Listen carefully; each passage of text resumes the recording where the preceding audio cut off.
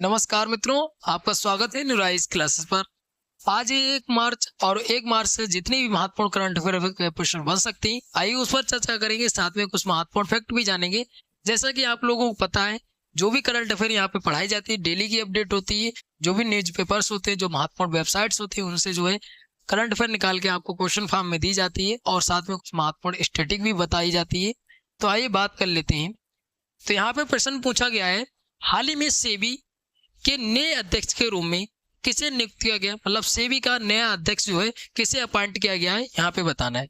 तो इसका जो राइट आंसर हो जाएगा वो आंसर नंबर वी वाला हो जाएगा, तुहिन कांता पांडे। और इनको तुहिन कांत पांडे भी लिख के आ सकता है। देखिए इंग्लिश में कांता ही लिखा जाएगा, तो तुहिन कांत पांडे भी लिख के आ सकता है, याद रखिएगा। ऑप्शन नंबर वी वाला हो जाएगा। अगर पूछ लिया जाए हाल ही में जो मुख्य चुनाव आयुक्त की नियुक्ति की गई वो कौन बने, तो ज्ञानेश कुमार जी बने और चुनाव आयुक्त जो बने विवेक जोशी जी बने। अगर इनके बारे में बात करें तो सेबी के 11वें नंबर के अध्यक्ष बने। उसके बाद इन्होंने स्थान जो है वो किसका लेंगे, तो स्थान लेंगे माधवीपुरी बुच जी का स्थान लेंगे। और ये 11वें नंबर के, यहाँ पे ये नंबर पूछा जा सकता है कि कौन सेबी के अध्यक्ष जो बने हैं वो कौन से नंबर के बने। ठीक है, उसके अलावा यहाँ पे बात करते हैं ये पहले किस पर कार्यरत थे, तो ये जो है जो वित्त सचिव के रूप में कार्यरत थे। उसके बाद इन्होंने सार्वजनिक उद्यम विभाग उसके भी सचिव रहे हैं। निवेश सार्वजनिक परिसंपत्ति प्रबंधन विभाग जो है उसके भी सचिव रहे। और जो वर्तमान में थे वो वित्त सचिव थे। अब इनको जो है सेबी का अध्यक्ष बना दिया गया। यहाँ पे आपको इमेज दिख रही होगी, यहाँ पे इमेज लगी हुई है इनकी। आगे बात करते हैं, इन्होंने जो है यूके से पढ़ाई की है, MBA यूके से किया है। ठीक है, उसके अलावा जो है पंजाब विश्वविद्यालय से ने अर्थशास्त्र इकोनॉमी में MA किया था, मतलब मास्टर डिग्री की थी। उसके बाद जो है MBA जो किया है वो कहाँ से किया, तो यूके से किया है। कौन सी यूनिवर्सिटी से, तो यूनिवर्सिटी ऑफ बर्मिंघम, तो इससे किया है। उसके अलावा यहाँ पे भी पूछा जा सकता है कि ये कहाँ, इनका जन्म कहाँ पे हुआ था, तो पंजाब में हुआ था। ठीक है, इनका जन्म जो है पंजाब में हुआ था। और अगर बात करते हैं कि इनका जन्म 1965 में हुआ था। उसके अलावा यहाँ पे यही पूछा जा सकता है कि 11वें नंबर के हैं। अब जब सेबी की बात है तो सेबी की ये पूछा जा सकता है, तो भारतीय प्रतिभूति विनिमय बोर्ड इसका फुल फॉर्म होता है। इसकी स्थापना 12 अप्रैल 1988 में हुई थी। इसके मुख्यालय की अगर बात करते हैं तो मुख्यालय बम्बई में है। देखिए जब भी करंट से प्रश्न बनता है तो स्टैटिक से भी प्रश्न पूछा जाता है। उसके अलावा यहाँ पे बात करते हैं सेबी के पहले अध्यक्ष जो थे डॉक्टर SA दवे थे। ठीक है, उसके बाद बात करते हैं माधवीपुरी बुच जी की। अगर बात करते हैं तो पहली महिला अध्यक्ष रही है और इन्हीं का स्थान जो लिया है तुहिन कांत पांडे जी ने लिया है। और वर्तमान में तुहिन कांत पांडे जी हैं जो अध्यक्ष बने हैं सेबी के। उसके अलावा यहाँ पे बात करते हैं अगला प्रश्न, तो है राष्ट्रीय विज्ञान दिवस प्रतिवर्ष कब मनाया जाता है, तो प्रतिवर्ष जो है 28 फरवरी को मनाया जाता है। ठीक है, 28 फरवरी को। आइए इसके बारे में थोड़ा सा चर्चा करते हैं। तो यहाँ पे पूछा जा सकता है कि विज्ञान दिवस जो है 28 फरवरी को मनाया जाता है। और इस बार का 2025 का थीम क्या रहा है, मतलब विषय क्या रहा है इसका, तो विषय रहा है विकसित भारत के लिए विज्ञान नवाचार में वैश्विक नेतृत्व के लिए भारतीय युवाओं को सशक्त बनाना, इसका जो है थीम रहा है। उसके अलावा यहाँ पे बात करते हैं कि ये जो है कब से मनाना स्टार्ट हुआ है, तो ये जो है साल 1986 में जो कहा गया था national council of science and technology communication के केंद्र सरकार से ये कहा गया था कि 28 फरवरी को क्या मनाया जाए, नेशनल साइंस डे मनाया जाए। किससे कहा गया था, तो NCSTC से कहा गया था। और पहली बार अगर बात करते तो पहली बार 28 फरवरी 1987 जो है स्टार्ट हुआ था विज्ञान दिवस मनाना। इसकी बात करते हैं तो 28 फरवरी 1928 में जो है चंद्रशेखर वेंकट, इनको जो है शॉर्ट में CV रमन के रूप में जाना जाता है। CV रमन जो थे रमन प्रभाव की खोज की थी, इसलिए इनको जाना जाता है। 1930 में अगर बात करते हैं 1930 में नोबेल पुरस्कार भी साइंस में विजेता रहे और पहले नोबेल पुरस्कार विजेता भी भारतीय रहे, तो इनका नाम महत्वपूर्ण बन जाता है। उसके अलावा यहाँ पे बात करते हैं अगले प्रश्न की। तो यहाँ पे अगला प्रश्न दिया है, हाल ही में किस राज्य ने अपना वित्तीय वर्ष 2025-26 का बजट पेश किया, तो ये बजट पेश किया गया है। यहाँ पे राजस्थान दिया, उत्तर प्रदेश दिया, महाराष्ट्र दिया है और आंध्र प्रदेश दिया है। तो ये जो है आंध्र प्रदेश ने बजट पेश किया है। ठीक है, आंध्र प्रदेश की अगर बात करते हैं तो यहाँ पे बात करते हैं तो आंध्र प्रदेश। और ये न्यूज कहाँ से प्राप्त होती है, क्योंकि न्यूज भी महत्वपूर्ण बन जाती है। आइए फैक्ट के साथ जानते हैं। तो ये जनसत्ता का न्यूज़पेपर है, 28 फरवरी की न्यूज है। अमरावती से न्यूज भी प्राप्त होती है। इसने बजट जो पेश किया है 3.22 लाख करोड़ रुपए बजट पेश किया गया है। इसमें बजट में अगर बात करते हैं तो यहाँ पे बताया गया है कृषि के लिए जो मछुआरे हैं उनके लिए जो है वित्तीय सहायता देने के लिए 20,000 रुपये सालाना दिया जाएगा, ठीक है, 20,000 रुपये। उसके अलावा यहाँ पे 12वीं के जो बच्चे हैं, मतलब जो छात्र हैं 12वीं के, उनको 15,000 रुपये जो है प्रस्तावित किया गया है, इसमें याद रखिएगा। उसके अलावा यहाँ पे बताया गया है कि जो अनुसूचित मतलब SC के लोग हैं उनको 20,281 करोड़ रुपए आवंटन किया गया है। उसके बाद ST की बात करते हैं तो ST के जो है 8,159 करोड़ रुपए आवंटित किया गया है। उसके अलावा बात करते हैं BC मतलब पिछड़ा वर्ग की, तो पिछड़े वर्ग की बात करें 47,456 करोड़ रुपए आवंटन किया गया है इसका, ठीक है। और जो अल्पसंख्यक है मतलब जो कम लोग हैं अल्पसंख्यक में आते हैं उनके लिए 5,434 करोड़ रुपए जो है प्रस्तावित किए गए, मतलब आवंटन किया गया है, इतना याद रखिएगा। यहाँ पे जो है सहायता दी जाए, कुल मिला के आपको ये याद रखना है इसका बजट कितना था, किसने बजट पेश किया है और कितना कितना रुपए आवंटन किया जाएगा। जब स्पेशली इसकी परीक्षा होगी तब पूछा जाएगा, वरना बजट पेश किया जाता है तो बजट पूछ लिया जाएगा कि किसने राज्य में बजट पेश किया। उसके अलावा यहाँ पे बात करते हैं तो उत्तर प्रदेश का हाल ही में बजट पेश किया गया था और उत्तर प्रदेश की इकोनॉमी दूसरे नंबर पर आ गई। राज्यों जो 28 राज्य हैं उसमें उत्तर प्रदेश की जो इकोनॉमी है वो जो है दूसरे नंबर पर आ गई। 2016-17 में बताया गया था, जो योगी आदित्यनाथ जी हैं उन्होंने कहा है कि 2016-17 में 6वें नंबर पे, और इस बार जो बजट पेश किया गया है उत्तर प्रदेश का सबसे बड़ा बजट पेश किया गया था। इसमें बात करते हैं फर्स्ट नंबर पे जो इकोनॉमी है महाराष्ट्र की है और दूसरे नंबर पे अब उत्तर प्रदेश की आ गई है, ठीक है। और राजस्थान का जो बजट पेश किया गया, राजस्थान में बात करते हैं तो ग्रीन बजट कहा गया। राजस्थान का ग्रीन बजट इसलिए कहा गया क्योंकि ग्लोबल वार्मिंग वगैरह में बजट पेश किया गया इसका, तो याद रखिएगा। अगर पूछ रहा है बजट शब्द का भारतीय संविधान में उल्लेख मिलता है तो नहीं मिलता है, ठीक है। और इसका जो है क्या बताएगा 1919 का जो एक्ट था, 1919 का एक्ट था, उसके द्वारा जो केंद्र का बजट और राज्य का बजट को अलग किया गया था, ठीक है। 1919 का जो था बजट, 1919 का एक्ट था, उसमें बजट को और राज्य को अलग किया गया था, राज्य का और केंद्र का बजट। केंद्र का बजट हमारे वित्त मंत्री जो निर्मला सीतारमण जी हैं उन्होंने पेश किया है और 8वां बजट पेश किया है अपने शासनकाल का, ये भी याद रखिएगा। यहाँ पे अगला प्रश्न है, भारत सरकार ने विपणन सत्र 2025-26 में गेहूं खरीद का लक्ष्य रखा, तो गेहूं खरीद का जो लक्ष्य रखा है वो 3.1 करोड़ टन रखा है, ठीक है। आइए न्यूज कहाँ से प्राप्त होती है उसके बारे में चर्चा कर लेते हैं। इस न्यूज की अगर बात करते हैं तो ये न्यूज प्राप्त होती है नई दिल्ली से। 28 फरवरी की न्यूज है। कब की? तो 28 फरवरी की न्यूज है, नई दिल्ली से प्राप्त होती है।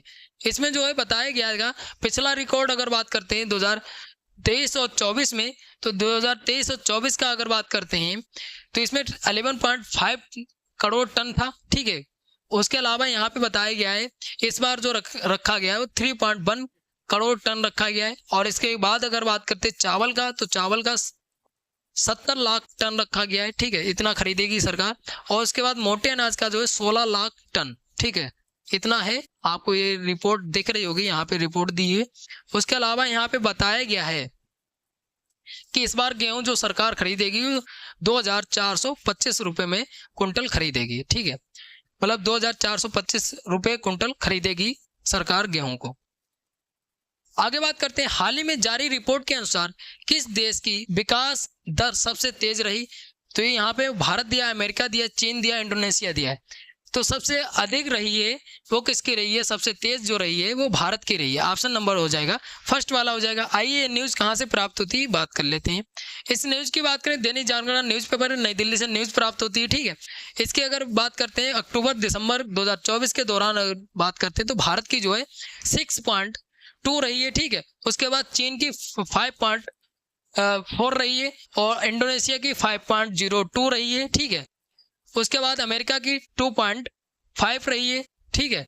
उसके बाद ब्रिटेन की 1.4 और जापान की 1.2, फ्रांस की 0.6, मैक्सिको की 0.48, ठीक है, ये रही है।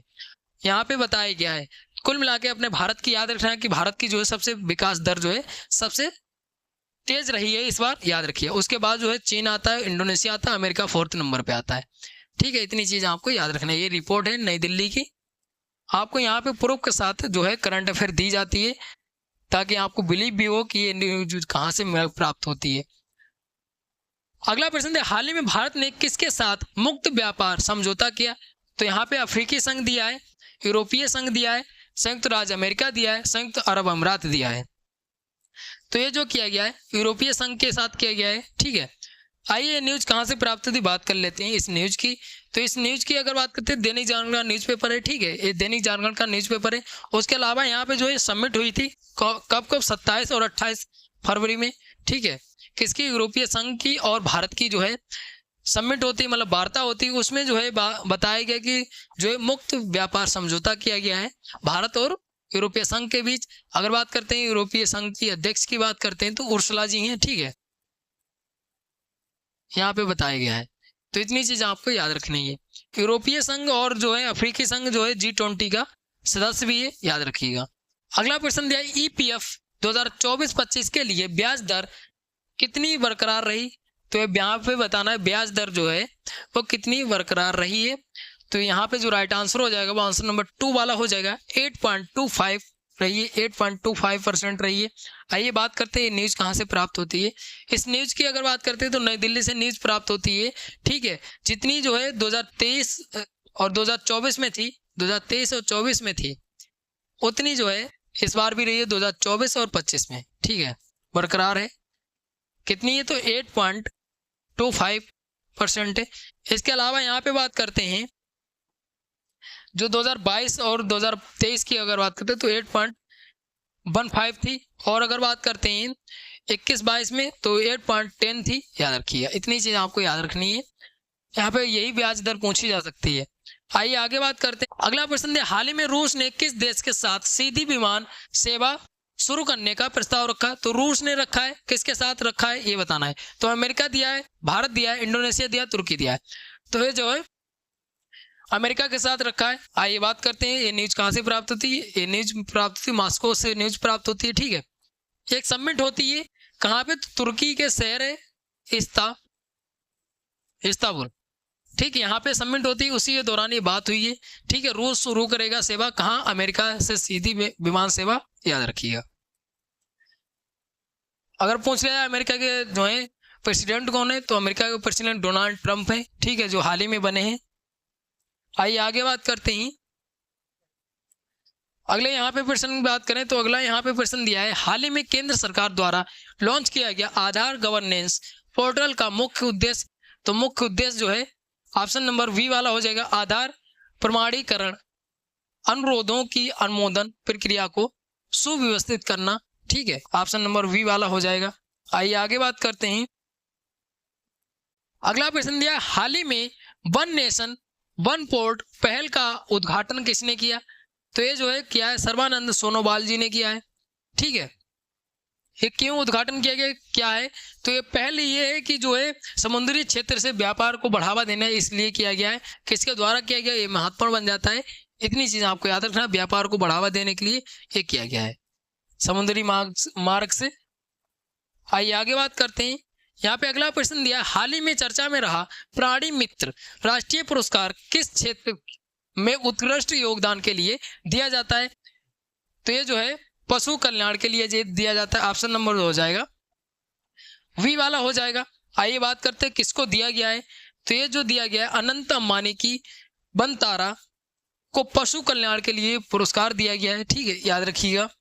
और ये पुरस्कार जो है सर्वोच्च पुरस्कार है, ठीक है, सर्वोच्च सम्मान है पशु कल्याण के क्षेत्र में भारत सरकार द्वारा दिए जाने वाला भारत का सर्वोच्च सम्मान है, याद रखिएगा। ये जो है संस्थाओं को दिया जाता है, जो कंपनियां हैं उनको दिया जाता है, जो संगठन है उनको दिया जाता है, ठीक है। अगला प्रश्न है हाल ही में चर्चा में रहा इडुक्की वन्य जीव अभ्यारण्य किस राज्य में स्थित है। तो ये जो है केरल में स्थित है, ऑप्शन नंबर C वाला हो जाएगा। कहाँ स्थित है? केरल में स्थित है। आइए थोड़ा सा और चर्चा करते हैं इसके बारे में।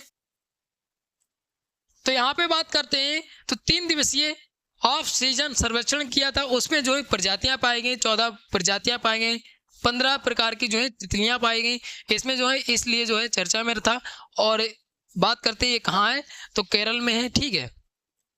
केरल की अगर बात करते हैं तो इसकी राजधानी तिरुवनंतपुरम है। उसके अलावा यहाँ पे विजयन जो है CM है इसके। और केरल का एक नृत्य पूछा जाता है, शास्त्रीय नृत्य, जो कथकली है, ठीक है। तो यहाँ पे जितने भी प्रश्न 1 मार्च के महत्वपूर्ण बन सकते थे यहाँ पे चर्चा किया है, साथ में कुछ महत्वपूर्ण फैक्ट भी जाने। आशा करते हैं आपको वीडियो अच्छी लगी तो लाइक शेयर कमेंट करिए, और कोई डाउट बचता है तो आप कमेंट करके पूछ सकते हैं। मिलते हैं अगली वीडियो में, तब तक के लिए धन्यवाद।